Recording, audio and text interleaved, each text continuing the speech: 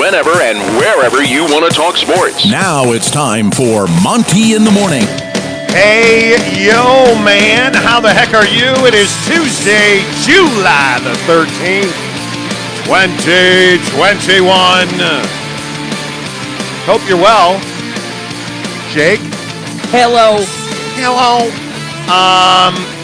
I'm just going to tell you right now, I'm going to open the show. Subscribe to the motherfucker already, man. Just hit subscribe. We'll give you an Xbox. It'll be all good. There's a reason that I have a fly swatter in my hand today. I have one of these tennis. If you're listening on the audio podcast, damn it, get to YouTube. Just search the Monty Show on Google. You'll find it. Anyway, I have a yellow tennis racket in my hand. I don't know if you can hear that buzzing. You can't. It's one of those electrified ones. Because I'm telling, there is a fly in my house, and he is just taking great pleasure in wrecking my life. He's landing all over my desk yesterday. So, every time a fly lands, they take a dump. Mm-hmm. So he's like on my arm, in my hair, on my leg, on my desk, on my keyboard. Yeah, just, crap wherever you want, Mr. Fly. Yeah. And then you had a chance to kill him this morning. Here's a shocker. Jake didn't come through. Yeah, I didn't. I tried. This fly is in my head, man. Yeah. Rent-free. The motherfucker living in my head. He's all up in there. He's furnished and everything. My God. He's furnished, and I love you. It's always good to see you. Yeah, it's killing me. I've got to get this fly. I take it personally. It's like the guy that you get off the freeway with and you're racing down the street because he can't beat you and he can't turn before you pass him or you lose. Right. That sounded crazy saying that out loud. Do you ever do that? Yeah. Yeah, of course you do. Everybody does. The point is, on National French Fry Day, I should not have to deal with a fly torturing my domicile. You're so fucked. Yeah, I really am. Are you going to order French fries today? Never mind. We'll talk about it later. Yeah, later. Yes, of course we are. Duh. Idiots. We have got to talk some Stephen A. Smith today.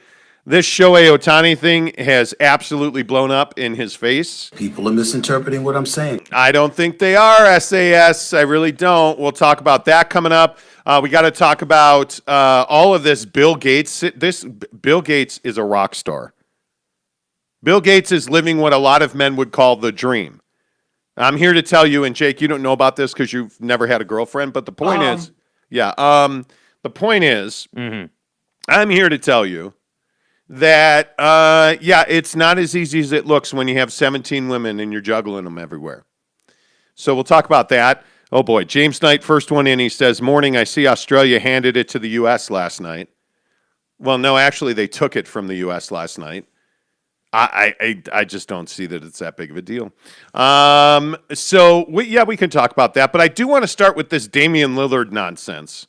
Maybe I'm the only one, and I totally understand that Dame time is the only time. It's your mom's time. Like, we totally get it, right? Luka's mom. Right. Yeah. Luka's mom, Dame time, all night long, baby. It's all together. Everybody wants to give up everything they have to get Damian Lillard. And I know this is going to sound crazy town. I'm telling you not to do it. Damian Lillard's on the wrong side of 30. Damian Lillard is a guy that's a fantastic player, but he's never led a team to a championship, and he has been the Portland Trailblazers for just about as long as he's been there. I love Damian Lillard. I love him as a player. I think he's a great, great scorer. But I'm not willing to, if I am the Philadelphia 76ers, to give up Simmons, Maxey, and Thybulle 2 first-round picks to get Damian Lillard's $44 million contract. I'm not willing to do that if I'm the Golden State Warriors, to give up 2 first-round picks this season, this upcoming draft. The Golden State Warriors are talking about trading 2 first-round picks that they have in this year's draft, 2 future first-round picks, James Wiseman and Andrew Wiggins, to get Damian Lillard. I'm not willing to do that. And I just don't understand, Jake, and I know you're a huge Dame guy. Mm-hmm. I don't understand the thirst to trade your franchise for a guy that's over 30 years old. Yeah, I mean, I think what's happening right now is the hype machine is on full blast. I think that, everyone's talking about, how Dame is available and there's going to be conversations and he is going to go somewhere.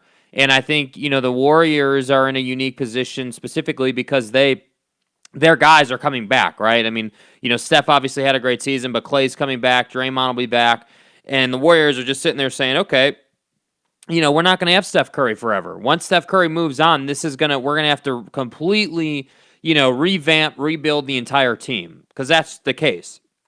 So for the Warriors, they're just sitting there saying, okay, well, let's add Dame, let's go on another 1 or 2 championship runs and call it a day, and then we're going to rebuild. Because either way, that time is coming. So for the Warriors, I can kind of get it, but that doesn't make giving up, essentially, what were you saying, like 4 first-round picks in totality? Yeah, they're talking about giving up their 2 picks this year, 7 and 14. Yeah. 2 future first-round picks, James Wiseman and Andrew Wiggins. And that's why I say you're crazy. leveraging your future, you're giving away your future for now. For the Warriors, I get it. I understand it at least. For Philly, I'm just sitting here saying, dude, like you're playing both sides of the fence here with Ben Simmons. First it was, hey, we're riding and dying with Ben Simmons. We're going to develop a jump shot. Everything's going to be great. Don't worry about it, Ben. We're all good. But then what did we hear? Oh, well, they're listening to trade offers on Ben Simmons, and, they're listening to calls, and they're having conversations. And so for Philly, as usual, it's dysfunctional. For Philly, as usual, you don't know what's going to happen. They're unreliable. They're just out there on the reservation with everything. So I would Philly do it? Yeah, I'm sure they would do it. Would the Western Conference prefer Dame to go to the East? Yeah, I'm sure that they would. If you're any team but the team that lands Dame, you're like, damn, I wish you would have gone to the East. So I don't know. I'm just looking around at this whole situation. Okay, what do we got going on over here now? Bro, did we just kill a fly live on the show? I missed again. Unbelievable. Okay, anyway, as you were. Unbelievable. Anyway, point is Dame worth it? Yeah, I mean, I think that for the right situation, he's worth it. Is he worth it for Wiseman, Wiggins, and 4 first-round picks or whatever it's going to be?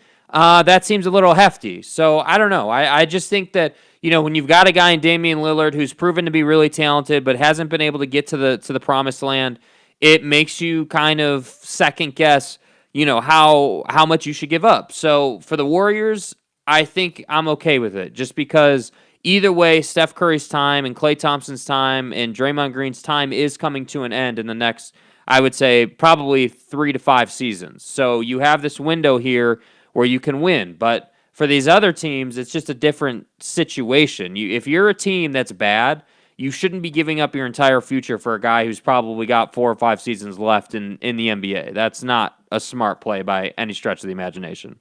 Yeah, my struggle is when I look at the Sixers, I just think Matisse Thybulle is such a good look at that block on your boy Durant last night. Mm-hmm. I look at Tyrese Maxey. I look at all these players. I look at Ben Simmons, and I think the thing that with Ben Simmons especially, my feeling is I think the Sixers want to trade Ben Simmons. I understand the struggle. I understand the public pressure. But Ben Simmons isn't just some piece of trash that you're throwing out. Ben Simmons has a lot of value in this league. Ben Simmons is eventually going to learn to shoot the 3. It is unnerving that he shoots it like Steph Curry in warmups and then won't take it in the game. I don't get it either. But you can figure that out. If he ever gets a jumper, it's over. And you're just willing to hand this guy a ticket to Portland with Thybulle and Maxey and a first-round pick. That's ludicrous to me. And don't get me wrong, I really respect Damian Lillard. I love his game. I love how clutch he is. I love that he can shoot it from Poughkeepsie to Portland and get nothing but net. I love it. He gets buckets. I totally get it. He's not worth giving up 3 franchise-level young players and 2 first-round picks. I'm not giving up a prototypical big in 2021-22 in James Wiseman when my franchise has been ravaged by injury, when I have no idea what is going to happen with Klay Thompson's ACL. Remember, Klay Thompson's got an ACL and he has got an Achilles tendon tear. You don't know what he's going to be when he comes back. Now, chances are he's going to be wonderful. Absolutely. But James Wiseman is a young player who showed you he can shoot, he can run the floor, he can dunk and defend. Am I really giving that up for Damian Lillard? And here's the other question, and this probably pertains more to you as a Warrior homer. Uh-huh. You really want to have that much undersized talent in your front court, or in your backcourt with Steph Curry and Damian Lillard. Mm-hmm. I mean, to me, that seems like a blueprint for, teams scheming against you because of your size. Yeah, well, I think so. You have to find the balance, and that is definitely the other side of the conversation for the Warriors. So when you don't have, let's say that they make the Dame deal, you don't have Wiseman anymore, you're playing Draymond at the 5. The question then becomes, guys of Kevon Looney's level and ilk, like can you find the Kevon Looneys of the world again? Can you find that guy who you're not paying a lot but can give you great contributions, and help you? Because if we go back to the Splash Brother years where, it was Steph and Clay and Draymond, and then you had 2 other guys on the floor, there were a lot of times that Kevon Looney was helping them and getting rebounds and kicking it out and basically doing the dirty work to get these guys looks. And that's the thing. It's great that you have 2 guys, and it would be 3 guys who can all shoot it from forever away. That's cool and everything. But the problem is that in the NBA, you have to run offense. It's not going to just be good enough to walk it up the floor and shoot threes all the time.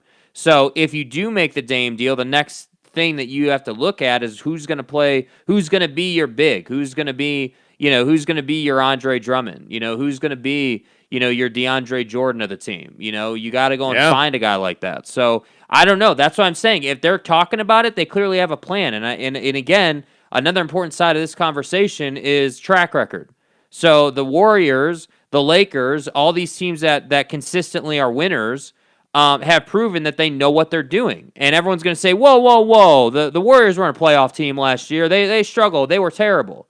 Well, why were they terrible, though? They intentionally were, trying not to be good so they could get draft picks, so they could either draft or trade those picks to get somebody. So they've had a plan all along, and they're following that plan, and I think they're evaluating this Dame opportunity, and if they like it, they're going to pull the trigger. Well, and I also think one of the other teams you have to talk about here is the Utah Jazz, because everybody is, convinced that Dame would play in Utah, and this is the black superstar that'll come to Utah and finish his career and bring a chip. And does Damian Lillard move you closer to a championship if you are Utah?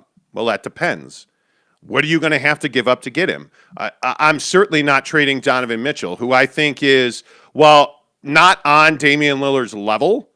I think he certainly has the ability to get to that level and beyond. I think that Donovan Mitchell could be a generational talent. Yeah. And it simply is a matter of getting that from him and developing him. That's all that matters here. Developing Donovan Mitchell to that level, which you can see he's already progressing, that's what matters. So I'm not willing to trade him, and I have a hard time seeing a package of players that Portland is willing to take, and everybody's automatically going to say, well, you got Rudy. Like, why would Portland trade $44 million in cap space? Why would they do that? Do you understand what a Damian Lillard trade means to the Portland Trailblazers? It goes from strapped cash-wise to options on options on options. And if you trade with the New York Knicks and you get a guy in, RJ Barrett on a rookie deal and a bunch of draft picks, that's all they have to send you. And why is that? Because they have a ton of cap space in New York. They can absorb Dame's contract and still have $16 million in cap space. Yeah. They have that room. The Utah Jazz do not. They're landlocked. They have to go salary for salary, dollar for dollar in a trade. They can't send cash because they don't have cash to send. They don't have draft picks. A Damian Lillard trade to the Utah Jazz is highly unlikely. You'd have to have a third team and likely a fourth because of how many assets have to go to Portland. I want Jazz fans to understand that it's highly unlikely. And then there's this other question again. How does Donovan Mitchell and Damian Lillard fit together? Well, Jake, I don't know about you. I think they fit together well. Yeah, I think they fit together just fine. I think the question is not if Dame and Don can play together. I don't have any doubt that they can play together. I frankly, if we're being really honest about it, if you're Damian Lillard, Donovan Mitchell is an upgrade to CJ McCollum, in my opinion. I think I would take Donovan Mitchell over CJ every day. I just think he's a better player. I think he's got more to offer. However, the issue comes in when you're talking about playing 5-on-5 team basketball and what that looks like, because I think the next, and we've talked about this. We talked about it after they got eliminated by the Clippers. We talked about it all season. Is becoming more of a floor general, is becoming more situationally aware. So, when your team, as an example, when you're playing through injuries on your roster, hero ball is not what's going to get you through that, right? Taking the 35-footer is not going to get you through that. Playing team basketball, getting the ball movement, moving the ball side to side across the floor, getting the open looks for guys like Bogdanovich and Jingles and whoever's there, whoever's supposed to take that shot, getting them that open look is what gets you through that. So, yeah, can Dame and Dom play together? Absolutely, 100%. And yeah, that makes Rudy Gobert a better player. But the question is going to be, how did those five guys come together to form a good enough starting five to compete for a Western Conference championship? Because frankly, I don't think for the Utah Jazz we should be having the NBA Finals discussion right now. I think right now you gotta win the Western Conference, and then you can move on from that. Because this coming season, and I think this pertains to the Dame situation, this coming season, the Western Conference is going to be much more difficult. The Warriors are back. The Lakers are going to be healthy. The Clippers are going to run it back. You don't know what Portland's going to be. Does this trade happen or does it not happen? And to me, that's a big question. Yeah. Does Portland want to go through a total rebuild? I don't know that it's up to them. And I think when you look at the situation with Chauncey Billups and you look at all the heat that Dame took over that hire, and and how do I say this correctly? His perceived endorsements of Chauncey Billups, and all the controversy surrounding that, the years of just not winning, the frustration, the heartbreak, no clear path to an NBA championship in Portland, I think it makes a lot of sense for Damian Lillard. I don't know that it makes a lot of sense for the Blazers to trade Dame. I really don't. I think I could see them retooling and trading CJ or Nurk or a number of these other guys. I could see them doing that. I just don't know that the Portland Trail Blazers want to go down the road of trading a guy in Damian Lillard who is a spectacular citizen, who is a guy that, in my opinion, it's very difficult to find an ambassador for a franchise, a city, for, Black Americans, anybody that you want to put up as a role model is going to have a tough time surpassing Damian Lillard. Yeah. He's great in the community. He's great with kids. He's great with adults. He's great with your mom. He's great with your sister, your dad, your uncle, your cousin, you name it. Damian Lillard's a good fit. And I think if you're the Blazers, man, that's going to be an awfully difficult thing to do. Yeah.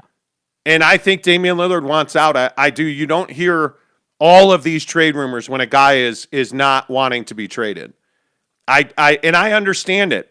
I think he wants to be a Laker. I really think he wants to be a Laker. Well, I think the question is who doesn't want to be a Laker, right? So everybody wants to play for iconic organizations, but I think for Dame, this discussion of him winning a championship's been going on for several years now. Oh my God. That's been the age-old discussion with Dame, and I think that I look at we actually saw the Blazers in person when they came to Salt Lake earlier this year, and I think watching them, they were able to beat the Jazz in that particular game, but you begin to watch their setup and you start to understand that they do have an old roster. I mean, you're talking, with all due respect to Robert Covington and Carmelo Anthony and all these other guys, you don't have a young, hustling roster. You have an older, veteran-laden roster that you thought would carry you, and I think that that's just unrealistic now. So then I start to look at the trade packages, and I'm like, hey, maybe we keep Dame, but we try to work something out with the Warriors. Will we get Wiseman? No, probably not.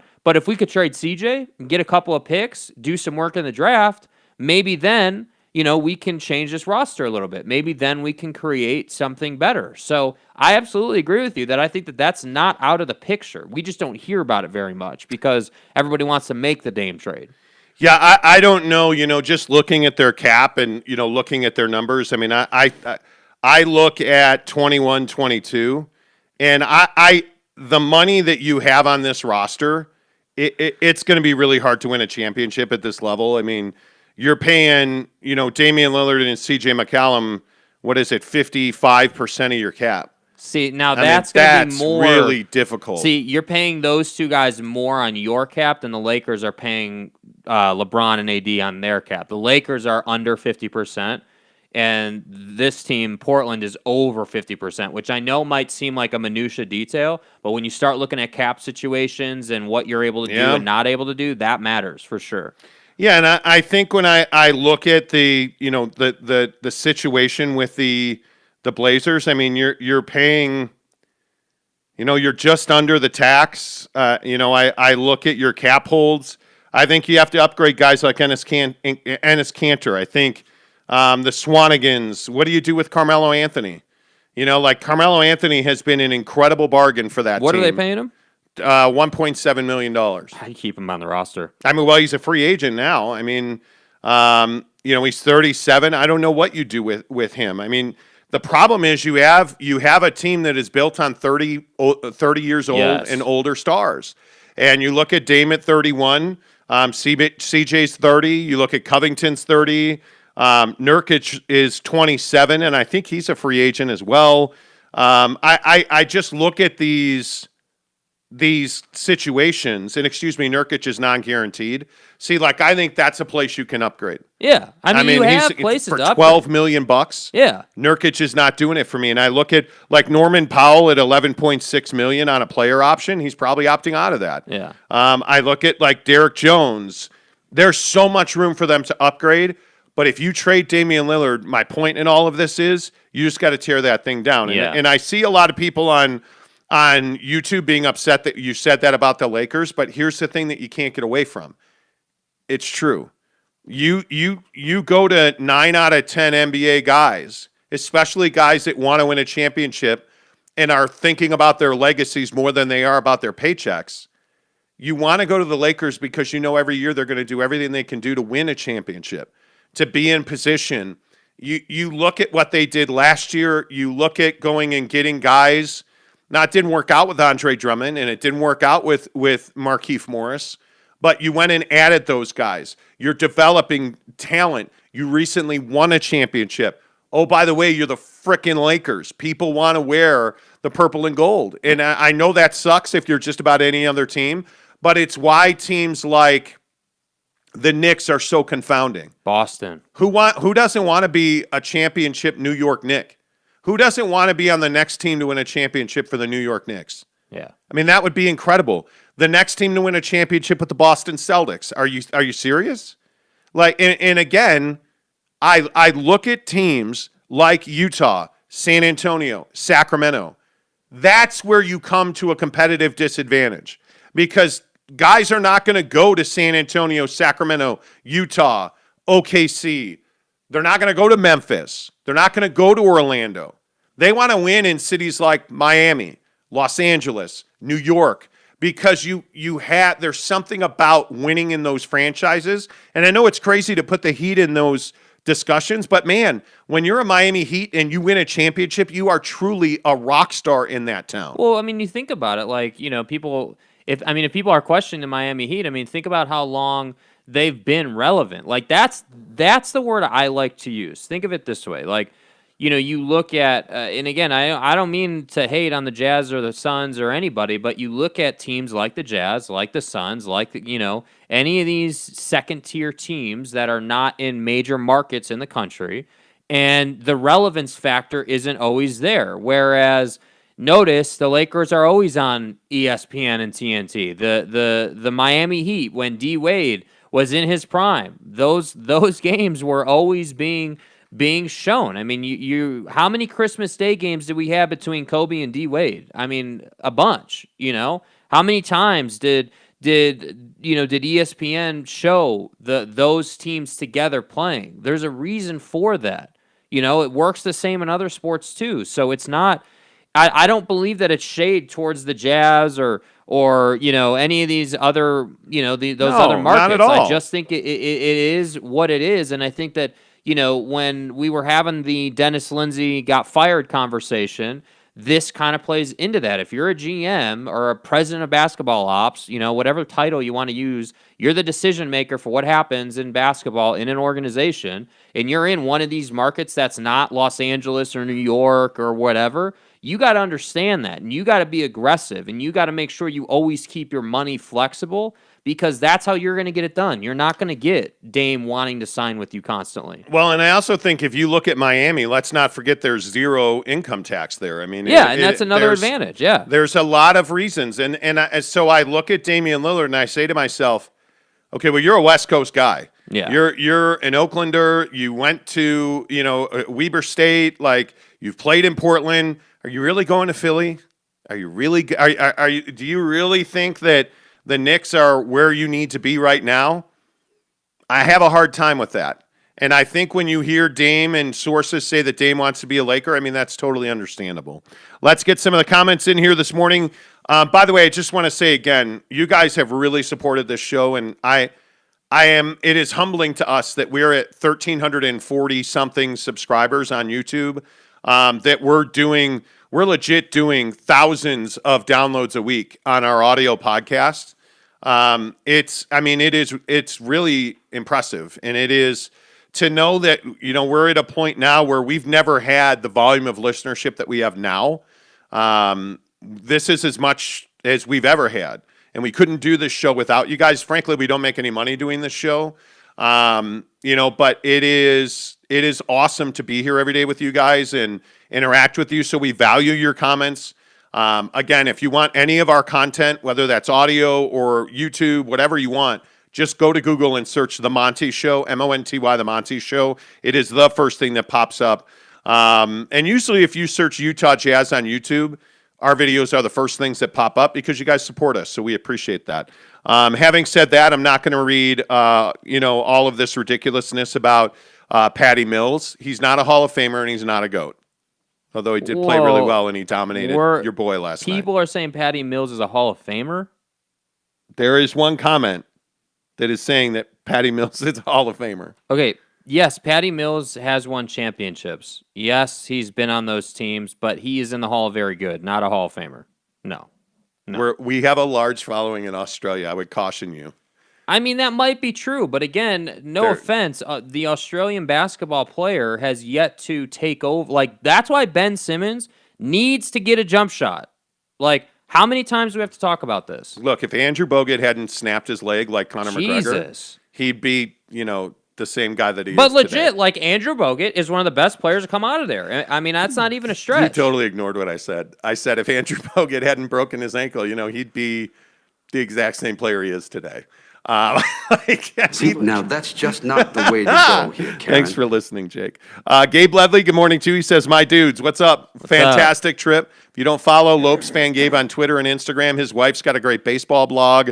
Being a baseball mom, like they just came off an epic SoCal baseball trip. Disneyland. Did you see Ohtani? Were you able to watch? Was he able to see Ohtani? Yeah, I think he was at the. I think Ohtani. Wasn't that the game that Ohtani went deep, like 18 straight at bats that Gabe was at? Jeremy Bolton says, "Morning, everyone. Joe Ingles and Patty Mills, GOATs." Man, I mean, they're definitely greatest of all time in terms of Australian basketball players. Yeah. Not all mushrooms are good for you, Jeremy Bolton. Jordan Crabtree says, "Hey guys, just want to say I appreciate the show. Thanks." Yeah, thank you. You're welcome. Thank you for being here. Bolton says, "If getting Dame means winning a chip, but putting your team in a hard spot for 5 years, I'd still do it. Screw it. I want a ring." But and that's the age-old question for the Utah Jazz. I cannot definitively say that getting Dame takes them to the NBA Finals. And that's exactly what James Knight just said. As good as Dame is, he's not the missing piece for the Jazz. And that's tough. Like, that's hard for me to say because Dame is obviously, it goes without saying, a phenomenal player. Legit, yeah. I totally agree. I don't think he's a fit on the Jazz at all. I guess I should say if the Jazz could get a player that would put them over the edge and get a ring, but put them in a bad spot, I'd totally do it. I actually think Donovan Mitchell and Damian Lillard together is a really good fit. Don likes to attack the basket. Don, he is stylistically, he is a different player than Damian is. But size is an issue. I don't know, man. The money's the issue, not the talent on the floor. Driftwood says, what are you talking about, Jake? If they were tanking, they wouldn't have made a valiant push for the playoffs. Are you talking about the Warriors? Now, I don't think the Warriors were tanking last year. I don't. I think the Warriors did the best with what they had. I think the Warriors took advantage of knowing they weren't going to be good. I think that's and true. I think they fed Steph Curry, and I think they tried to stay relevant. And I think they did just enough to be a thing, and then they said, let's go home and let's rest. Yeah. That's what they did. And yeah, did they tank? No, they didn't tank, and I didn't say that they tanked. What I said is that they understood the opportunity that was in front of them, and they were intentional about not trying to go and make moves and things like that. A huge deal to take away their flexibility. Yeah, they understood the position that they were in. I mean, again, I don't think you said they were tanking. I don't. That's not. I think I said it. I didn't say they were tanking. There's a difference between tanking and knowing that, hey, we're not going to win a championship this year, but hey, let's try to get Steph an MVP. I mean, that's what they tried to do, and I thought they did a pretty good job of it. James Knight says, I believe the Jazz should be looking for a DeMar DeRozan type player who can shoot the mid range and get to the line. I don't disagree with that. Yeah, and by the way, on the Patty Mills thing, I think Patty Mills would be a great signing for this team, honestly. As a backup? Yeah, Sure. absolutely. Like, if you could go and get Patty Mills, I would 100% have him on my team. Jeremy Bolton says, F the Lakers. Eric in Raleigh says, the Warriors don't need another guard. Eugene 12 says, good morning, guys. He even used a sunshine emoji. Nice job, We dude. appreciate that. Very nice. Red Heart Norvis, what's up, my man? He says, Jazz could get a veteran point guard from FIBA instead of the draft. That way, it will be cheap, but with experience, and won't mind if he plays behind Jazz system, even for just 1 year. Yeah, I mean, you're going to have to get I like where you're going with that. Like, I think, that's up the alley of being creative and trying to find a low-value contract that can bring you high value on the floor, and they need more of those. Yep, I agree with that. Justin Salas, good morning to you. Do you think having D. Wade as a part owner would help us get players to come to Utah? I think it can't hurt you, but I think I'm waiting for the Jazz to make another move in their front office. I'm waiting for that. The move's been made, my guess is. It's just off the books at the moment. I'm guessing that when the NBA Finals are over, the Jazz will announce a hire. Yeah. That'd be my guess. I mean, the draft is 2 weeks away now at this point. 2.5 weeks. Your free agency's 2.5 weeks away. I don't know how much longer you can wait. And you've got to make trades. I can't believe the Jazz come to training camp with the same roster they have now. No. That'd be shocking. You have to make a decision, and frankly, you're not going to make a decision, in this Mike Conley thing. I don't want to get into it, but you're not going to make a decision until somebody else makes a decision on Mike Conley. Yeah. I would guess. Now, Tony Jones from The Athletic said that the Jazz are going to do everything they need to do to get Mike Conley back. Does that mean you offer him a huge deal so nobody else does?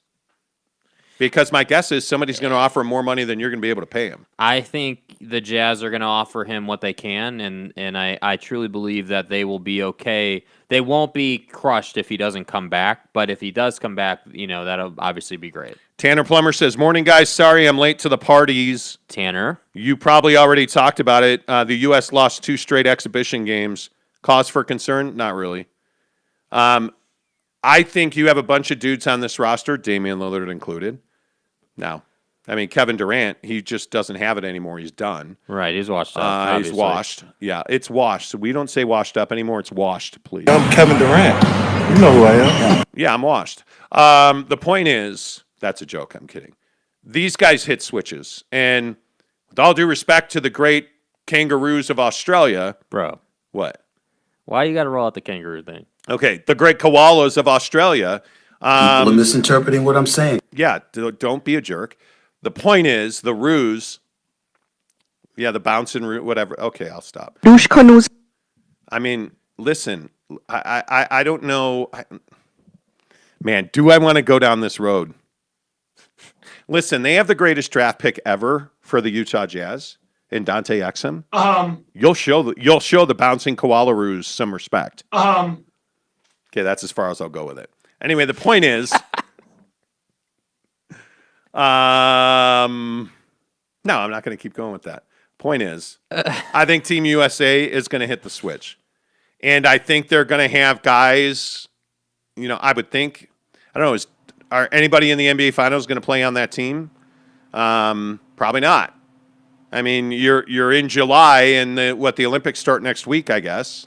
Yeah, I think that people are saying, wow, this team has lost, 2 games, and most Team USA basketball teams are not losing these kind of games and everything like that. And I tend to agree. I mean, again, you're talking about. I don't care who you put in front of these guys. What if you put Grocock in front of them? That's a different story. Because Jeremy Bolton says the Jazz need to sign Mike James, Patty Mills, and Grocock. Gabe Lovely says, great trip. Saw Tatis homer at Petco, Ohtani homer with rocks in the outfield, and survived a D-backs win over the stinking Dodgers from the right field bleachers. Why would you sit in the bleachers? Gabe? Anyway, legendary trip. You don't sit in the bleachers at Dodger Stadium. Anyway. Okay, good talk. Point is, Block Rush says Rudy's contract is killing the Jazz. Duh. Giggity says, good morning. I'm ready for my daily brainwash. Oh, wow. Man, you just come out swinging, Gig. Tanner, that was a reference from yesterday's show. It was. Tanner Plummer says, Grocock, Team USA's kryptonite. Exactly right. The Rack Attack! James Knight says, easy on the Australian players, Monty. You're better than that. What? Dante Exum's the greatest draft pick the Jazz have ever had. Okay, fuck you. Yeah, I mean, Stockton? It sounds familiar. He's no Dante Exum. But anyway, the point is, Dante Exum, I mean, did you see Dante Exum in college? Oh, wait, he didn't play. Did you see Dante Exum? Oh, wait. I mean, did you see him in the NBA All-Star? No, you didn't. I should probably stop. Make sure you hit subscribe. I am such a jerk. I freely admit it. Make sure you hit subscribe right now on YouTube. When we get to 1,500 subscribers, we are going to give away this here Xbox Series S 120 FPS of double twin turbo boosted power. Here's the deal. I'm the best there is. Just tag us on social media with a photo that you are on. Subscribe, just a picture. The Monty Show right here. SLC Supercars over there. Tanner Plummer says the sad thing about it is the Jazz tanked for Exum. Yeah, Dennis Lindsey's a real treasure here in Utah. Remember when somebody said that he was beloved? Yeah. That Dennis Lindsey's a beloved figure in the history of the Utah Jazz. My fucking ass. Beloved. Do you know what that word means? Anyways,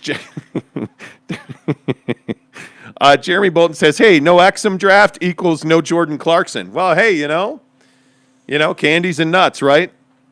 I don't know. Anyway, all right. Can we switch gears and talk racism in this country, please? Yes, such a great topic. I mean, Stephen A. Smith. Yeah. Okay, so. Yeah. So. Shohei Ohtani is arguably the hottest superstar in baseball right now. I think he and Fernando Tatis from San Diego, the Padres, hungry for more. I think Fernando Tatis and Shohei Ohtani are arguably the biggest superstars in the game. With Mike Trout hurt, Bryce Harper being very quiet, I think that Shohei Ohtani has really taken over the top spot. The pitching, the hitting, now being able to lead off and be the starting pitcher in the All-Star game, it really elevates him to a different level. But Shohei Ohtani is, he's a Japanese player, and he's a guy that isn't comfortable speaking English. Now, to dispel the rumors, yes, Shohei Ohtani actually does speak English. He does not want to miscommunicate. He does not want to say something and have that be taken out of context because his English is not his first language. So he uses an interpreter. Apparently, for Stephen A. Smith, that's a deal breaker when we talk about the face of baseball. So when I'm looking at it from this perspective. In the United States of America, when you talk about the sport of Major League Baseball, you talk about its lack of diversity in terms of African-American players. You talk about the influx of foreign players, whether they be from Venezuela, the Dominican Republic, Japan, or anywhere else. If you are a star and you need an interpreter, that might have something to do, not everything, because there's a lot of things that go into it, but that might have something to do with your inability to ingratiate yourself with that young demographic to attract them to the sport. Oh, man, there's so much wrong with this. That's Stephen A. Smith on ESPN. I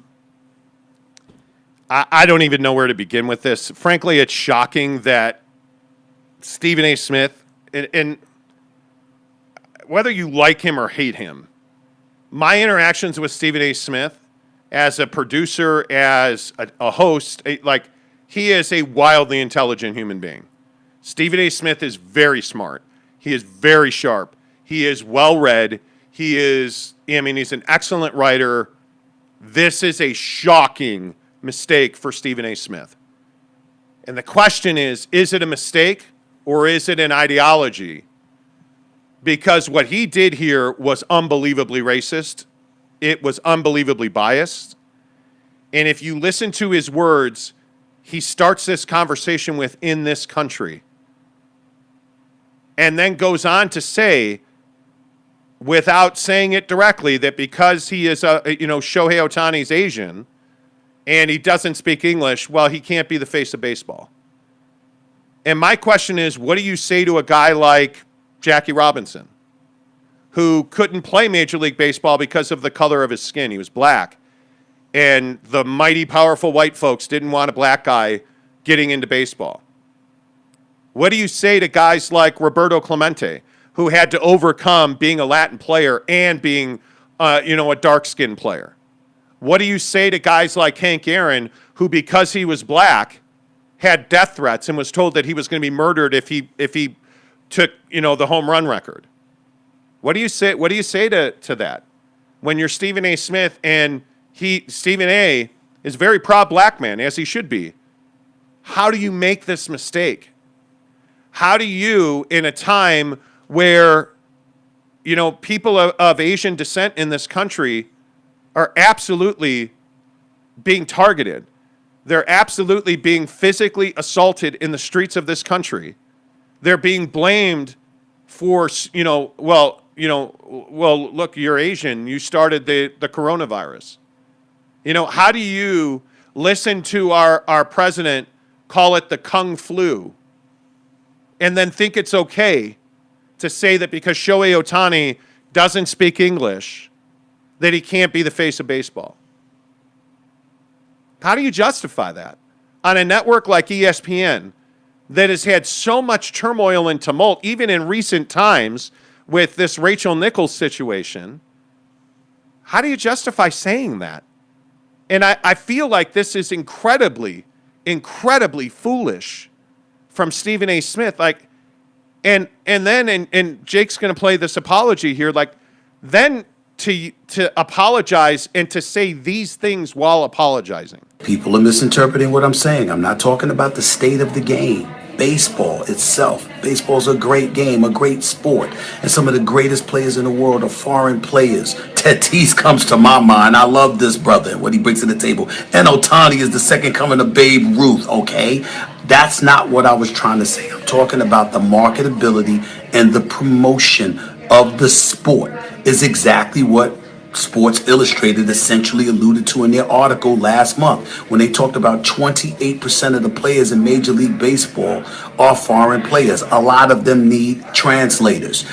Spanish, it could be Mandarin, Japanese, the list goes on and on and on. If you are a sport trying to ingratiate yourself with the American public the way Major League Baseball is, because of the problems that you've been having to deal with in terms of improving the attractiveness of the sport, it helps that if you spoke the English language. It doesn't mean anything more than that. It doesn't? Oh, man. Okay, so A, people are misinterpreting you. B, well, Sports Illustrated said the same thing. And people, are not listening to what I said. I mean, I just don't know. I don't know how this isn't racist in that it's anti-Asian. I don't know how this isn't biased in that Shohei Ohtani is an Asian player of Asian descent who does not speak comfortable English, even though, by the way, he speaks really good English. He just isn't comfortable doing it in front of the media. What does his use of an interpreter have to do with anything? Yeah, I think, my issue here is that, and we can play it again if you want, but like in Stephen A. Smith's initial comments, you can see that he's couching it. Like you can see that he initially starts off his comments with the game isn't diverse, but then he goes into, we've got, all kinds of players from all around the world. So is it diverse or is it not diverse? What are we talking about here? And clearly the game is diverse. I mean, it is very much diverse. The prominence of the Latin player in Major League Baseball, and I think the first time it really, really became crystal clear to me was being in the clubhouse with the St. Louis Cardinals in, I guess that was the spring of 2006, right before they won their championship that year. And you just saw the dominance of Pujols and Molina, and the dominance of the Latin player in baseball has been a revolution. And frankly, it's been a great revolution. The prominence and the rise of the Asian player in baseball, and I mean, it's not just guys like Ichiro. It's the Fukudomes of the world. I mean, if you look at this shouldn't even be a conversation. Yeah. You are biased against Shohei Ohtani based on what you said, and I do want to play the original clip again. I believe what Stephen A. Smith is saying here, he is biased against Shohei Ohtani because Shohei Ohtani's Asian. And to me, that is the definition of being racist. So here again is what Stephen A. Smith said on ESPN. So when I'm looking at it from this perspective. In the United States of America, when you talk about the sport of Major League Baseball, you talk about its lack of diversity in terms of African-American players. You talk about the influx of foreign players, whether they be from Venezuela, the Dominican Republic, Japan, or anywhere else. If you are a star and you need an interpreter, that might have something to do, not everything, because there's a lot of things that go into it, but that might have something to do with your inability to ingratiate yourself with that young demographic to attract them to the sport. Man, Stephen A. Smith on ESPN. So wait, is it diverse or is it not diverse? Because that's what I get hung up on. And this kind of speaks to, with all due respect to Stephen A. and the career he's built and everything he's done, he's not a baseball guy. I think we can all agree on that Stephen A. Smith is not somebody. Stephen A. Smith is not, Jeff Passan or any of these guys that cover the game every day. I look at him as a basketball and boxing guy. Yeah. That's who I look at Stephen A. Smith as. And, to hear him talk about the lack of diversity and, the declining numbers of African-American black players in Major League Baseball, I really think that's the heart of what this is. I think Stephen A. Smith feels like there is a lack of opportunity for black players in Major League Baseball because you have more Latin players, because you have more Japanese players, Shohei Ohtani. But the thing that I think people forget is there's a lot more that goes into it than white owners in baseball saying, well, we don't want as many black players. Let's go find, Japanese players. What's happened? There are many reasons why young black children in this country don't play baseball. Yeah. Because the payday's not as quick, right? The sport is not marketed well, in my opinion. I look at the NBA. The NBA culture is on the streets. It's shoes, it's clothing, it's rap and hip hop. Damian Lillard, he's from the inner city. Damian Lillard's a guy that, achieved, got to the NBA, makes tens of millions of dollars. If you look at these guys in the NFL, they're on TV playing college football every Saturday. And what were we just talking about? The fact that guys want to be a Laker because they're on TV all the time. Yes. Think about a young black kid that's in the inner city, right? And I'll even point to BYU because I think Jamal Williams is the perfect example of this. Jamal Williams, the running back, I think for the Detroit Lions, Packers, BYU. He's from the Inland Empire in Southern California. And he's a guy that had off-field issues. He had a difficult upbringing. His mom essentially sent him to BYU. He went to BYU because BYU's got an ESPN deal. His mom, who is back in Southern California, can watch every BYU football game because they're on ESPN. Yep. Right? If you think about that, I want to be on TV so my mom can watch me achieve at the highest level.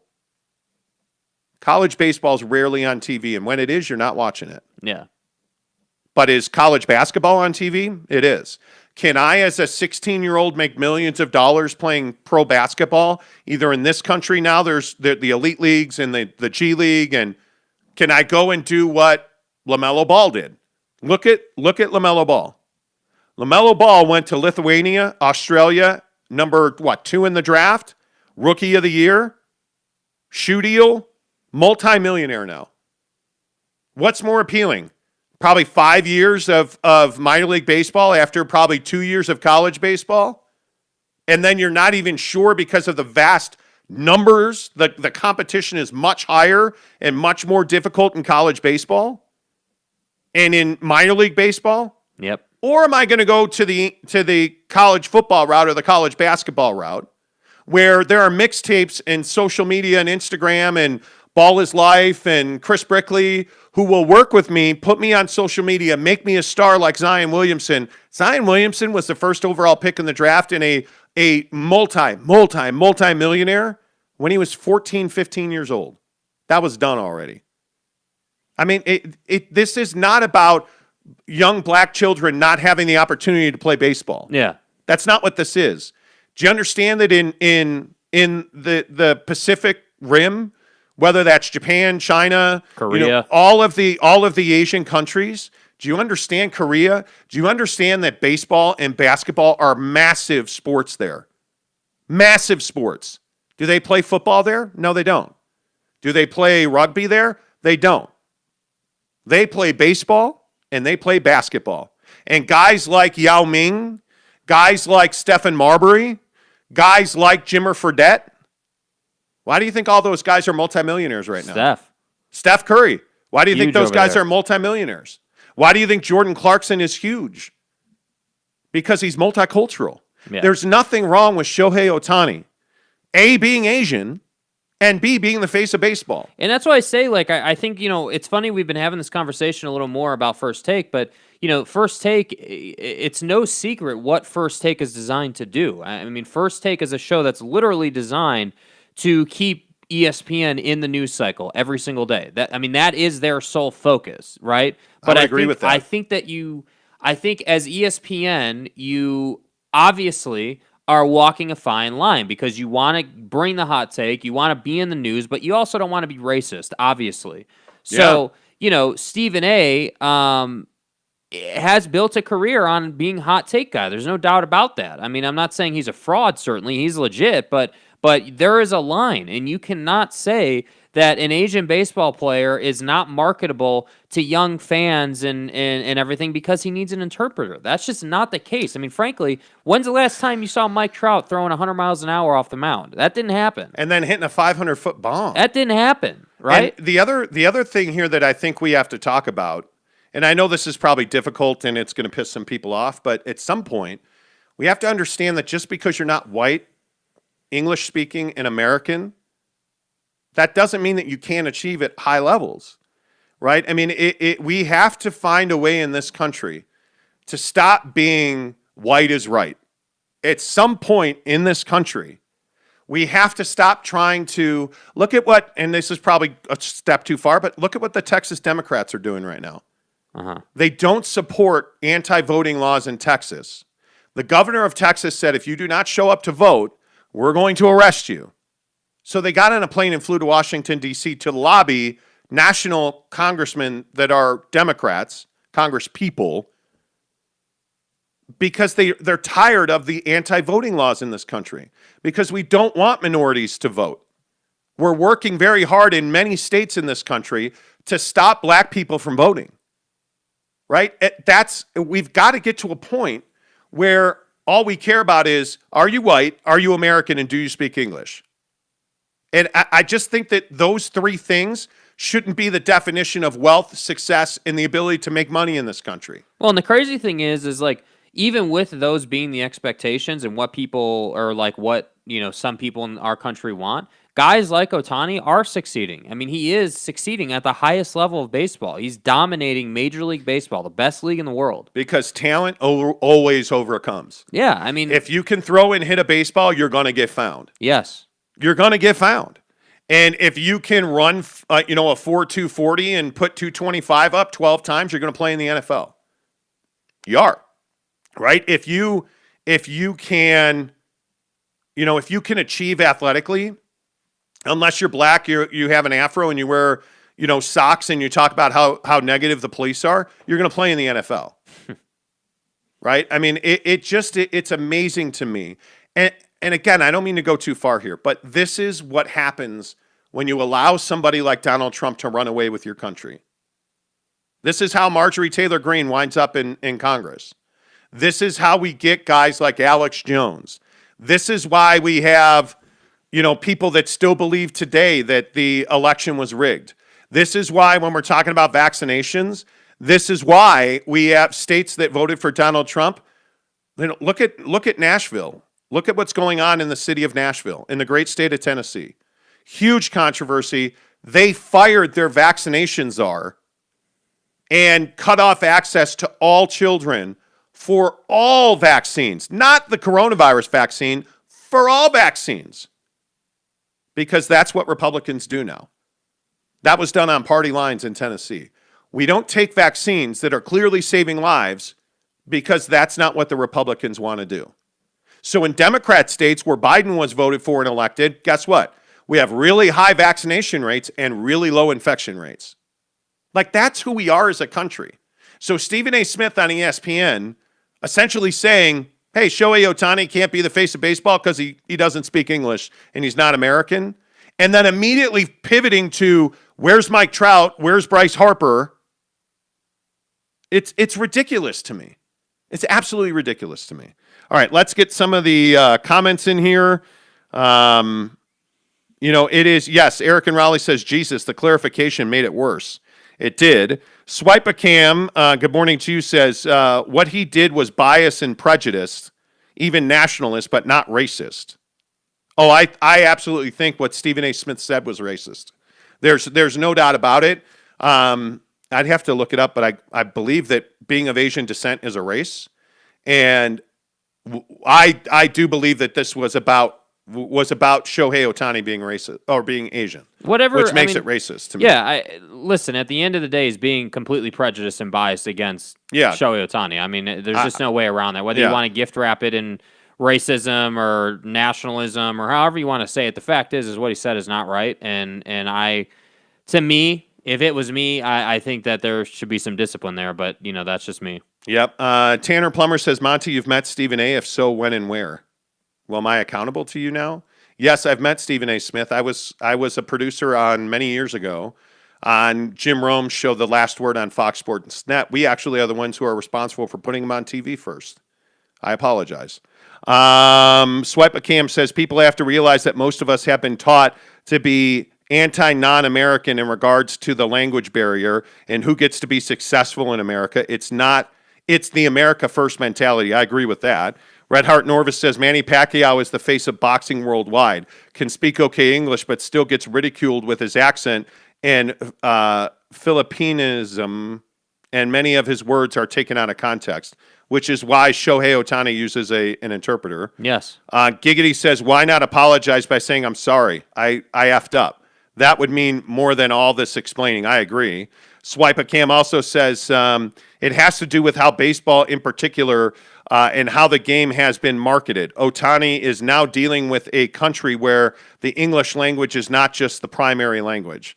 Yeah, I mean, I would agree with that. But here's the thing, and this is what I think we also have to talk about. I mean, Stephen A. is happy to sit on First Take and talk about how the game isn't marketable, yet we have every single day we've got highlights of Ohtani hitting home runs. So is it not marketable, or is it? Because I see every single day that the game is on SportsCenter, it's on MLB Network, it's everywhere. I mean, you do one simple search on Twitter and you've got Fernando Tatis and the Padres, going ham on the Dodgers to start the season. So I just don't agree that the game is not marketable. Is it slower? Yeah, it's slower than the NFL, sure. That doesn't mean that baseball's in trouble. Like I think there's this stigma that everybody thinks, oh well, the game's falling apart. They're gonna go out of business. I got news for you. Baseball's not going anywhere. It's been around. Do people realize that baseball is the oldest sport in the country? Do people get that? Well, and I think there is still a very strong, passionate love for baseball. If you look at, again, Lopes fan Gabe took his family on a baseball trip. If you look at how full stadiums are again, like there is a love affair with baseball. And I think when you look at the stars of the game, like Vlad Guerrero Jr. is a Dominican player. He's dark skinned. He speaks a language that's not English. And I think some of that is why he's not on TV every day in this country. But I think when you have the overwhelming performance that a Shohei Ohtani has put up, I mean, I think that ESPN has no choice but to lead with him. I mean, listen, look at all the, all the heroes of baseball that you can just name drop, just any casual baseball fan. You've got, the Manny Ramirez's, you've got the Mariano Rivera's. Well, look you've at got Sosa Albert and McGuire. Pujols, Sosa and McGuire. Like that's what saved baseball. Sammy Sosa, that line of baseball's been very, very good to me. Yeah. Like of him using a Latin Spanish accent to say that was iconic. Him running out to right field with an American flag. Like, I mean, I think at some point we have to get past English and American first or nobody else. It hurts my heart that we can't allow people like Shohei Ohtani to just live free because he can. But it's classic America, right? We're happy to watch this guy hit 500-foot home runs. We're happy to watch this guy throw nasty splitters and make the best hitters in the game look stupid, right? We're happy to watch that. We in fact, we love watching it. But as soon as we see him in the dugout talking to his interpreter, all of a sudden he's an Asian descent player and we don't want him. Because he looks different and he sounds different. And I think that's a problem. I just think the hypocrisy in that is amazing. I mean, it is classic USA. Swipe going crazy. Swipe Cam says, but English is a language of power, class, and acceptance in America. Much of the world is forced to learn English because of their inability to have access without English, access to power, education, money, sports, and even relationships. Yeah, I don't disagree with that. I think it's very difficult to. I think it's very difficult especially in this country. At working at Yelp, we deal with this every day. Like, there are small business owners in this country who don't speak English and have real fear of it. Like, they won't talk about money. You can think about, a landscaper is a great example. A landscaper doesn't have a bank account. Like Most of them don't. They don't have. Think about that. He owns a small business. He's really good at what he does, but he is so insecure that he doesn't have a bank account. Like that's crazy to me. But then when you think about it, when you think about the plight of the person that is in this country illegally, and we call them aliens, and I think we've targeted, those of Hispanic descent that, we feel like anybody that's Spanish, Mexican, well, they must be in the country illegally. Like, that's your first reaction to it. And that, to me, that's a problem. Because I got news for you. There are Mexican Americans that are in this country legally. They belong here. And you need to embrace that. And just because somebody is in our country illegally doesn't make them a criminal. It doesn't make them a terrible person. There's a lot of people. Yeah, anyway. Point is, Driftwood says, we have to stop with this whole white is wrong narrative, too. Here comes the Monty Show CNN brainwashing. All that should matter is your talent in any sport. Should. Equality feels like oppressing to people who have the table tilted towards them for so long. Giggity says, Driftwood, aren't you too busy driving to be in here texting? Wasn't that your excuse yesterday when you were asked to back up your BS? Woo! Ouch. Woo! Fire in the takes. Yep. Swipe a Cam says racism is a social structure. I would agree with that. Man. Mirzinski says Mike Trout is injured. What does Stephen A. Smith expect him to do? Well, even when Mike Trout is 100%, Mike Trout's not marketable because Mike Trout doesn't want to be marketable. And that's the issue with Steven's take. I mean, that is the core fundamental issue. He's saying that, Oh, well, the reason that you have marketability issues is because Mike Trout is hurt and Ohtani uses an interpreter. When the truth is, if you've watched baseball for any amount of time and you start reading between the lines, Mike Trout is not a marketable guy. Does anybody realize that Mike Trout is a Nike athlete? And the only time you're actually seeing Mike Trout and Nike videos is on his Instagram story? Do you realize that Bryce Harper who does Bryce Harper endorse? Can anybody, not you, but can anybody name a Bryce Harper product or something he endorses? I mean, he's not a guy that's out there. I look at Chris Bryant. Chris Bryant has several endorsements that nobody knows about. Joey Gallo has several endorsements that nobody knows about. All three of those guys are friends, lifelong friends. Harper, Bryant, and Gallo, they all grew up together. And they're all, like, that generation doesn't want to be on TV every day. They just want to mash, get paid, and then disappear. And that's not what baseball needs. Baseball needs, the thing that you don't understand is baseball needs Shohei Ohtani. That's why. Desperately. Guys like Shohei Ohtani and Fernando Tatis and Vlad Guerrero Jr., these guys of, Latin descent, Asian descent, these global players, they come from a background, and there's been a lot of homework done on this, a lot of research, a lot of content's been done on this about the fact that the Javi Baez's of the world, those guys play the game with more fire, with more showboating, with more energy and passion and all this outward emotion. And that, I think, is what, baseball is really looking for. So that's why I say, not only is this a problem that Stephen A. Smith is playing the race card essentially, but it's also shows his lack of knowledge of the game. That's the real issue that I have with it. Not only are you being racist and hating on an Asian player, you're making a fool of yourself because you clearly don't know the game. That's the amazing part. And this is where this is the sad thing. This is where this conversation always devolves to. Yeah. Kent Nye says, your take on American citizens not wanting minorities to vote is fake news. Well, that tells you where your allegiance is. Fake news. We want all legal American citizens to be able to vote. He says we, like you speak for everybody. This is why audits are so important. The issue that you're missing is we are currently in this country watching states put into laws, rules, and regulations that make it very difficult for minorities to vote. And we are putting in place backstops that will only allow certain people to overturn those rules and laws, and they make it very difficult to do so. What is going on in this country right now, in any way you slice it, I don't care who you voted for president, what's going on in this country right now is an effort to stop people from voting so that those in power can have their people in power for long periods of time. It is why you see presidents in Haiti being assassinated. It's why you see oppression around the world. We're America. We're supposed to be different, yet we're heading down that same path. And it's frustrating to me that guys like Donald Trump, who will, openly court nationalists, who will openly court violence to keep him in power, and then deny it, and everybody around him will then deny it. And then when you're called on the carpet for it, if you're a Republican and you're supporting Kevin McCarthy, you're embarrassing. It's embarrassing for you.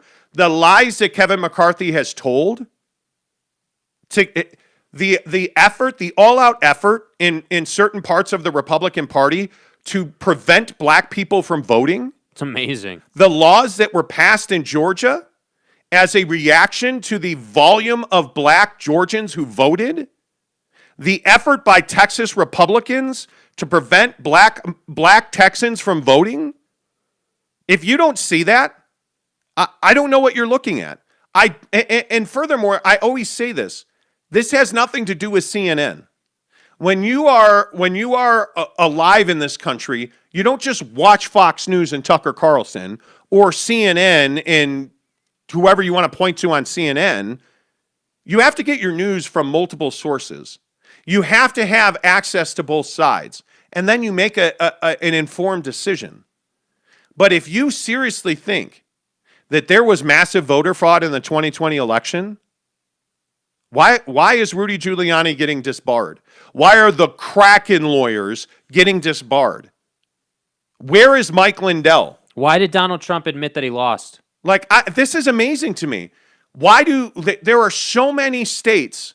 This vaccine thing is, I think, the perfect example. Well, I'm not going to get vaccines because, the coronavirus will go away just like the flu. And then you realize that, A, Donald Trump got vaccinated. B, Donald Trump wants credit for the vaccines. But yet you're on political lines not going to get vaccinated. When the people dying from coronavirus, 99% of people in this country dying from coronavirus are unvaccinated. But you won't get vaccinated. Oh, it's poison. They put chips in there. It makes your skin magnetic. Do you hear what you're saying? Do you hear this? I'm amazed. We were driving down the street here in Utah the other day. 114th South, at Redwood Road, I think it was. There was a guy with a Q sticker on his window and their stupid slogan, whatever it is. And I'm just thinking to myself, you support and believe in QAnon. These are the people who said that Joe Biden and Donald Trump had face-swapping surgery so that Donald Trump would stay in office. Infowars.com. They had face-swapping surgery. Then what's going to happen on August 13th? Well, if there was face-swapping surgery and Donald Trump is still in office, why are we going to put him back in office as the Speaker of the House on August? I mean, are you serious right now? That's the stuff where I'm like, what are you talking about, man? Anyway, as we have it. Driftwood says, we are heading down that path because the woke liberal Democrats, not because of Trump. The woke liberal Democrats. See, and this is what I say, with all due respect. Liberal Democrats. With all due respect, it's painfully obvious where you get your news from. And it's fine, man. I get it. Hey, it's fine. Yeah, you have your opinion, and that it just is I'm what amazed it is, by it. Yeah. I'm absolutely amazed by it. Anyways, let's switch gears now, because this conversation that's going on YouTube right now. Hydroxychloroquine. Yeah, I'm not even for that. I'm not here to have that. Appreciate your opinions. Your opinions are always welcome on this show. I mean, whether you agree with me or not, or you agree with Driftwood or not, Driftwood. See, and this is what drives me crazy. Driftwood, this is the last Driftwood comment or anything on Politics Day I'm going to read. He says, I don't remember Trump admitting he lost. He did. Go find it. You know why you didn't hear about it? Because you're only getting your news from Fox News. He straight up said we lost the election. He said that 3 weeks ago or whatever it was. Look it up. He does deserve credit for the vaccines. They are getting disbarred to silence and discredit them. There's not a single piece of evidence. Dude? Where's the evidence? Do you understand, Driftwood, why they're getting disbarred? Because they lied. They're getting disbarred in, I think Rudy Giuliani currently is disbarred in 4 states, including Michigan and New York, and I think in Florida as well. They're getting disbarred because they put up fraudulent evidence, and they came to court with no evidence. When you are a lawyer, and I don't know how many people realize this, when you're a lawyer, you have to meet a certain bar ethically, and part of that ethical standard is you have to put forth legitimate evidence in the cases you are bringing before a judge. All of these people that are up for disbarment, almost all of them are up for disbarment because of a breach of ethics in evidence. It's called evidentiary ethics, because they did not bring evidence to court and they put forth a lie in front of the judge, which is grounds for disbarment, because they've never, not one time, showed or brought evidence to court that says that there was any voter fraud. They've never brought evidence to court. Why do you think Dominion Voting Systems is suing all these people for tens and hundreds of millions of dollars? Why is Mike Lindell, your hero, who says that Donald Trump is going to be put back into office on August 13th and then he's finally going to release all the evidence? Why has he never released the evidence, even though it's got to be half a dozen times now? Mike Lindell said, oh yeah, I'm going to release all the evidence on this day. And he's never done it, not once. Because he doesn't have it. Why are the Kraken lawyers on the verge of being disbarred?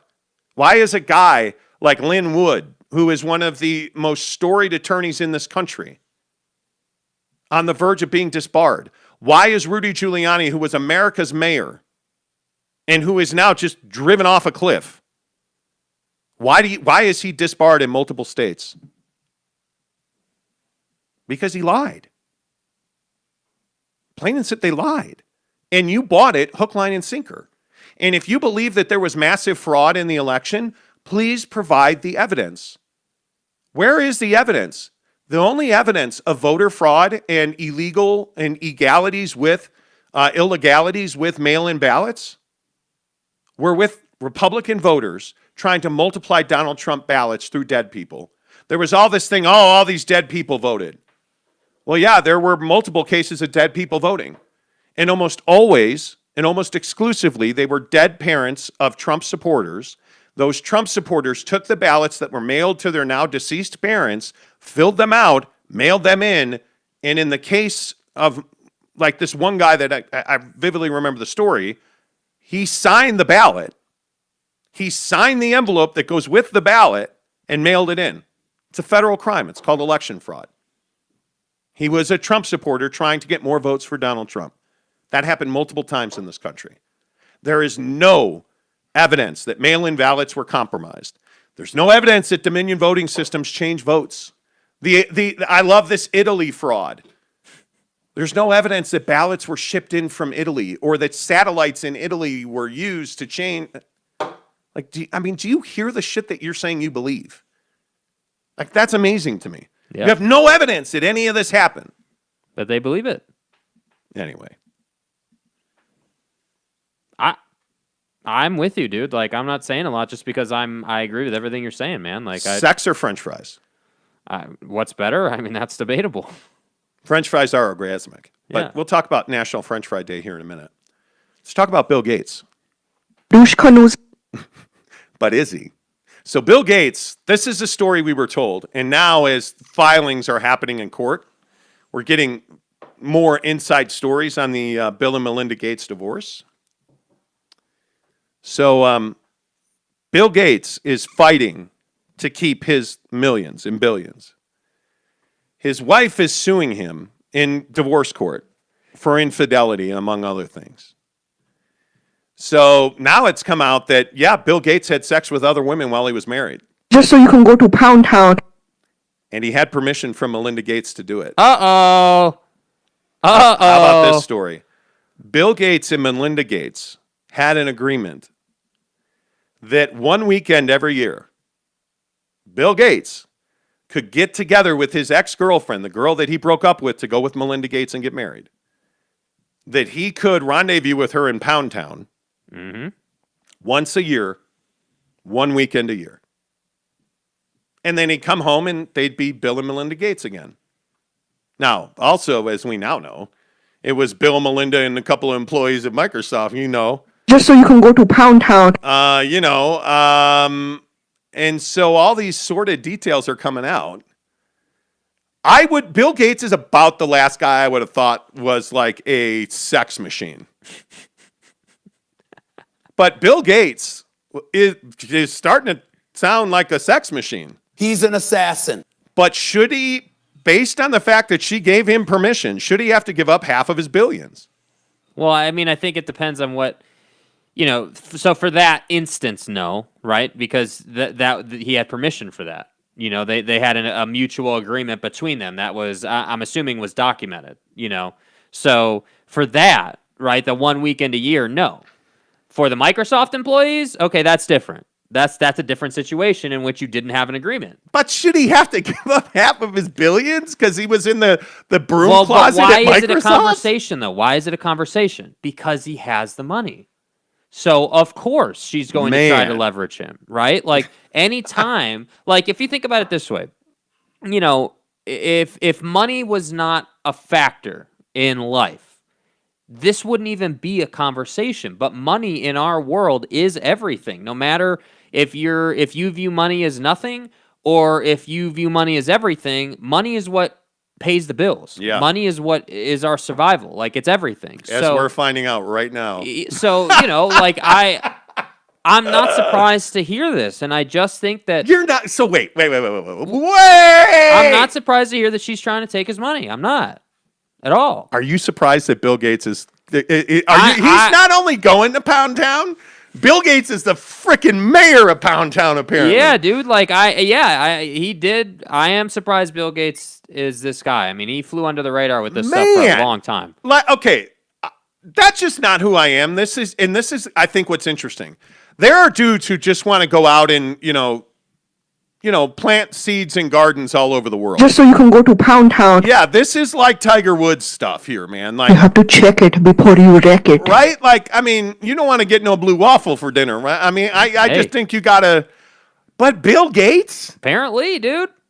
Okay, all I can look, and I'm not the best look. Okay, I am the best looking guy. But anyway, the point is, Bill Gates, I mean, he's never been a guy that you're like, God, no, I mean, what shoe size do you have, sir? I want to thank me for having no days off. Right? Like, I mean, he's a guy that you wouldn't look at and be like, my God, that's a thoroughbred, right? Like, you wouldn't think, man, he's a Piston. He's got a V10 in there. Like, God bless. You know what I'm saying? Like, Tim Tebow, finely tuned athlete. My God, I am guessing that he is just. And look what's on the tube, baby. First Take is back. There it is. I'm shocked that Bill Gates is out there. Yeah, I think it's amazing. Like, it's incredible. Like, it's just another example of a powerful white male getting himself in trouble. But here's the question, and this is what I said about like Stormy Daniels and Donald Trump, Monica Lewinsky and Bill Clinton. Like, if you're the one that is having sex with Bill Gates. Mm-hmm.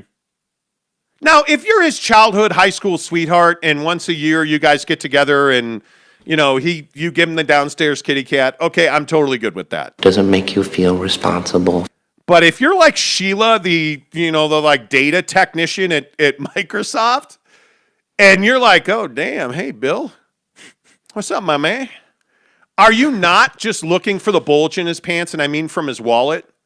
Like, are you not just chasing, what does T.I. says, chasing paper? Yes. Like, is that not, that's got to be the only reason you were having sex with Bill Gates. Right? Yeah, you want more of his money. Yeah. That's the only reason you can justify having sex with Bill Gates. And Bill Gates just thinks he has so much that it doesn't matter.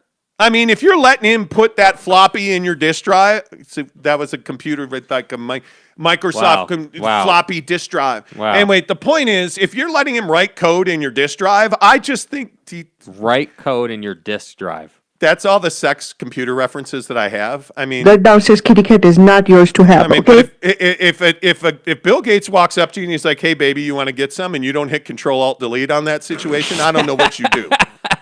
See, that's another keyboard reference. Yeah, you see what he's doing there? That's yeah.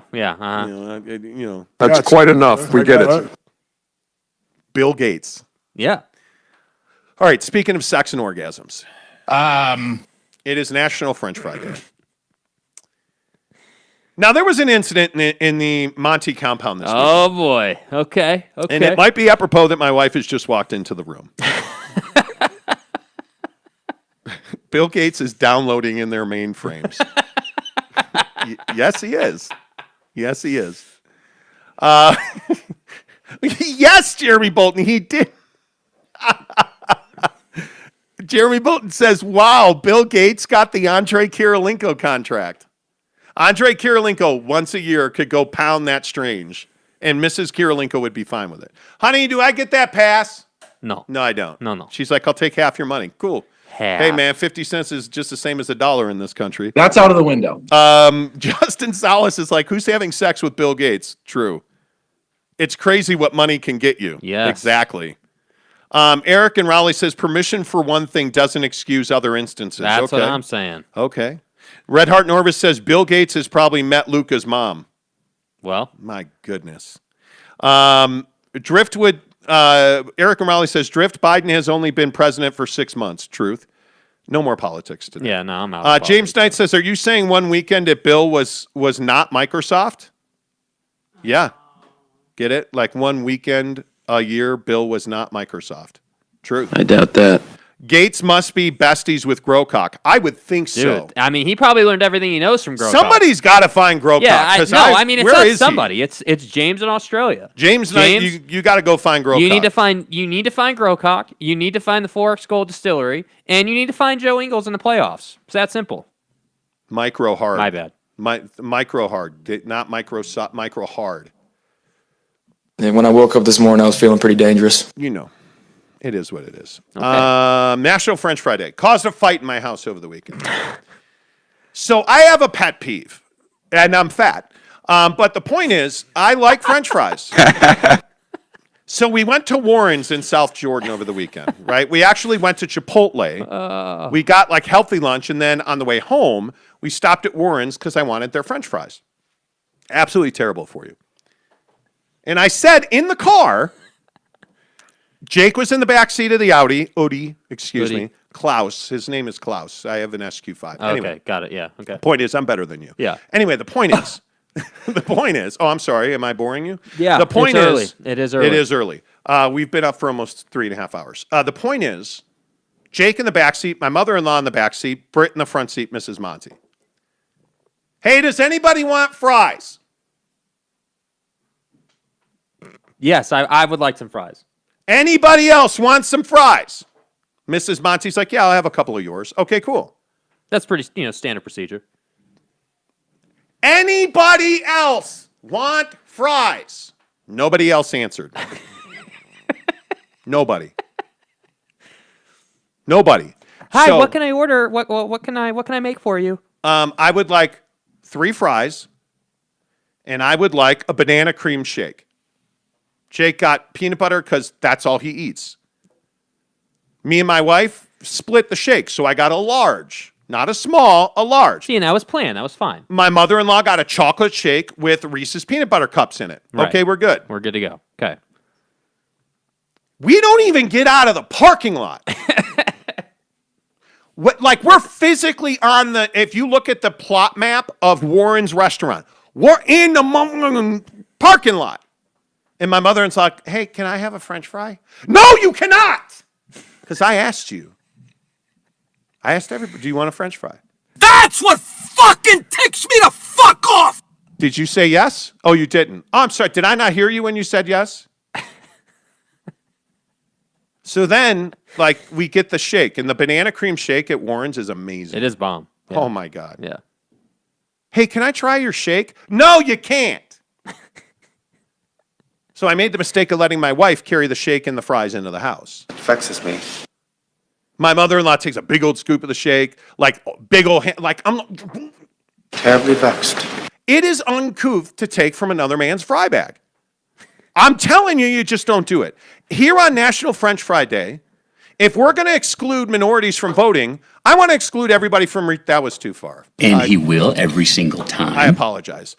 I want a law that excludes people from reaching into my fry bag. And if you do, I have the right to hit your arm with an axe. And if you keep your arm gas, great, no break. if I accidentally cut your hand off, it won't be an accident. But that stuff happens when you try to steal another man's fries. Right? It drives me crazy.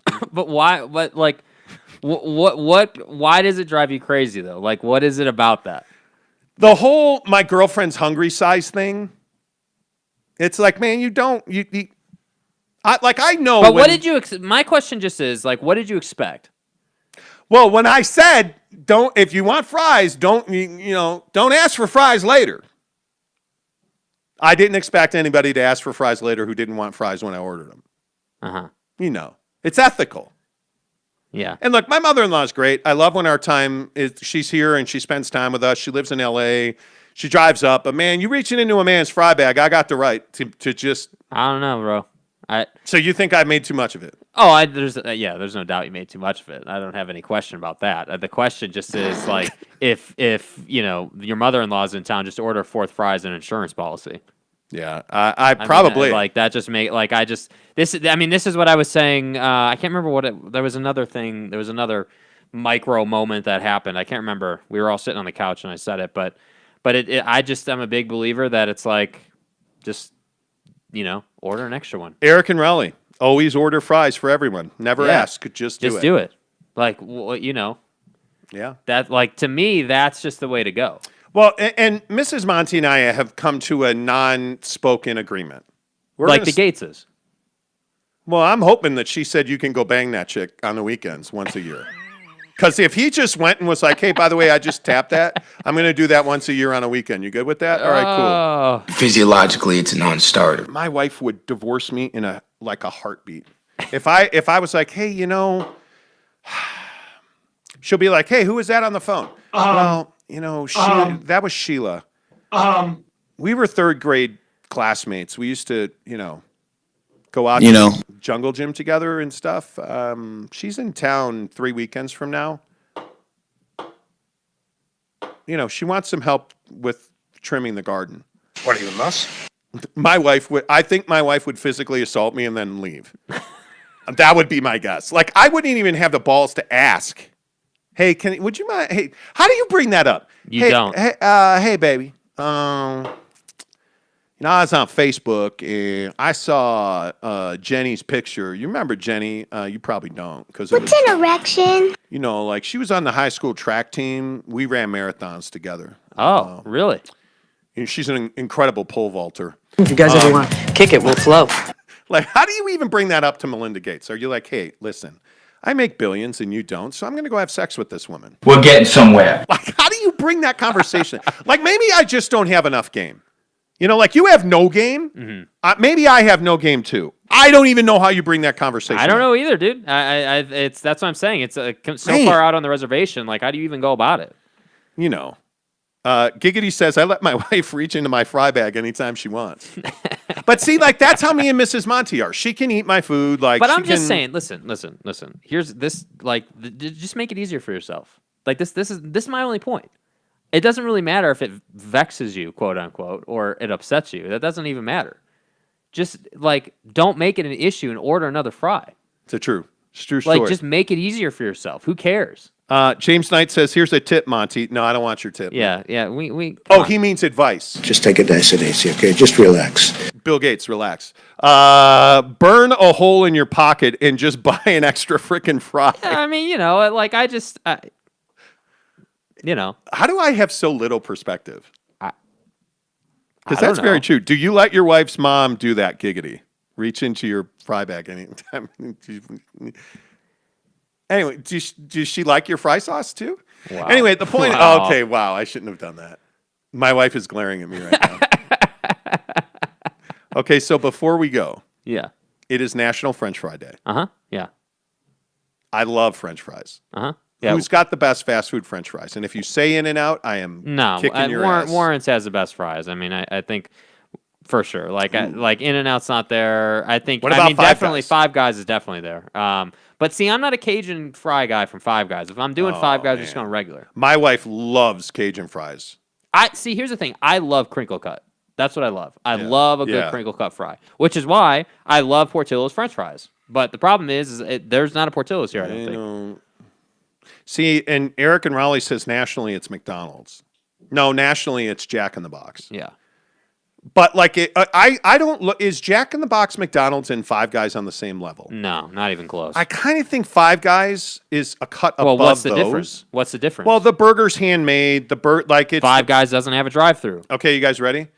Five Guys pounds their own meat.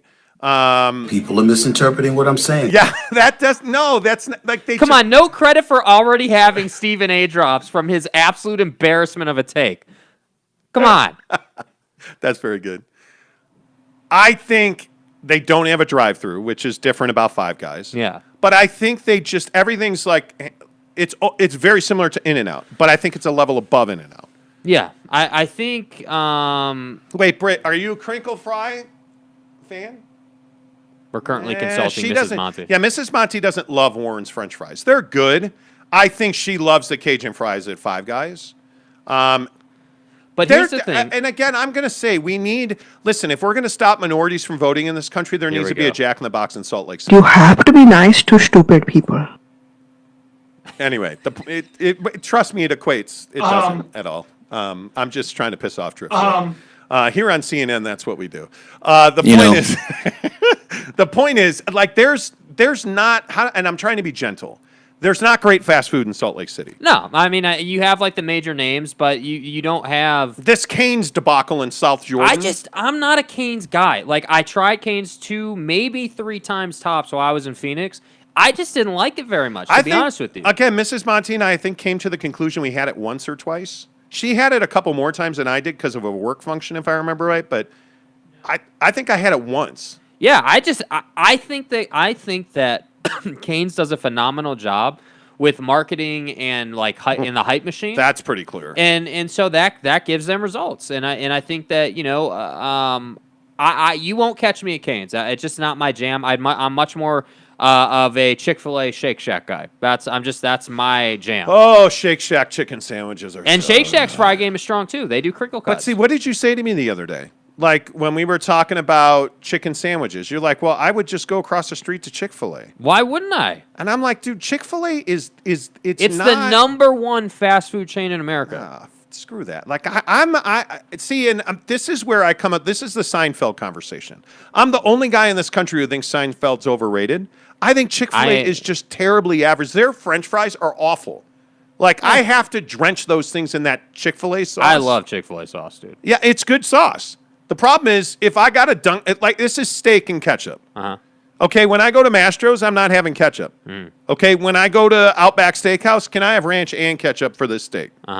There's a big difference. Right. I look at Chick-fil-A and I say to myself, hey, man, your fries, they're chicken tenders. Now, Chick-fil-A chicken tenders, my wife is absolutely right. We'll eat those every day. My favorite food is chicken tendies and fries. I'll skip the French fries. Like, I'm not that guy. Now, Warren's doesn't do much else besides fries and shakes. This is the Hires Big H thing. Dude, Hires is on a different level, though. Like, you go to Hires understanding you're not going to eat well, but you're going to really enjoy it. Absolutely. Giggity agrees with me. He says Chick-fil-A is overpriced and overrated. Eric and Raleigh says Five Guys doesn't thoroughly cook the fries, and they are dripping with grease. Oh, Driftwood. Yes, you've redeemed yourself. Whataburger. Now, we had this argument in Phoenix. No. Jake is not a Whataburger guy. Nope. I'm telling you, the Whataburger burger and their fries are underrated. No, their burger is simp, dude. Their burger is simp? Yeah, it's not. It's basic. It's basic. It's basic. Okay, so here's a question. Yeah. Is there a Whataburger in Utah? I don't think there is. Not that I've seen, no. Dude, we're in an hour and 40 minutes. Yeah, I mean, we need to go. Yeah. All right, decision time. Best fast food French fry is? Jack in the Box.